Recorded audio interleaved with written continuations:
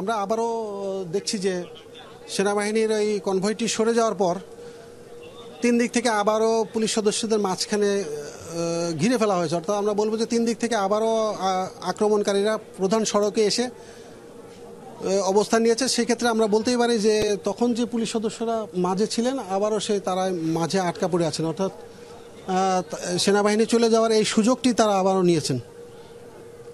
তারা আবারও আগের মতোই অনেকটা সহিংস অবস্থায় লাঠি সোঁটা এমনকি ধারালো দেশীয় অস্ত্র দেখছি তাদের হাতে।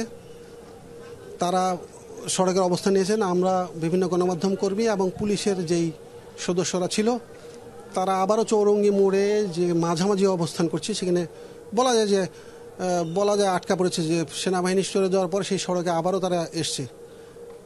কারণ তাদেরকে পুলিশ বারবার অনুরোধ করছে সরে যাওয়ার জন্য, কিন্তু তারা সেখান থেকে সরছে না।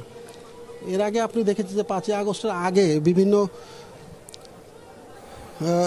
বিভিন্ন কর্মসূচি, বিভিন্ন রাজনৈতিক দলের কর্মসূচি ঠেকাতে পুলিশকে যেভাবে ভূমিকা নিতে দেখা গিয়েছিল, বিভিন্ন অলিগলিতে তারা যেভাবে সাঁড়াশি আক্রমণ চালিয়েছিল, সেই ধরনের আক্রমণ এখন যদি না চালানো যায়, সেই ধরনের আক্রমণ না চালালে তারা আসলে কতটা নিরাপদ হবেন বোঝা যাচ্ছে না। আপনি দেখছেন যে এই পেছনের দিকে এই যে অংশটি, এটা কিন্তু বিভিন্ন অলিগলি থেকে আবার এসে সড়কে অবস্থান নিয়েছে, যেটা কিছুক্ষণ আগে সেনাবাহিনী অভিযান চালিয়ে খালি করেছিল।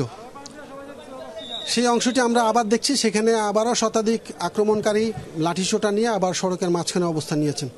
আর মাঝখানে পুলিশ মাঝখানে অবস্থান করছে। এক গ্রুপ এদিকে আগালে ওদিক থেকে আসে, আরেক গ্রুপ ওদিকে গেলে ওদিক থেকে এগিয়ে আসে।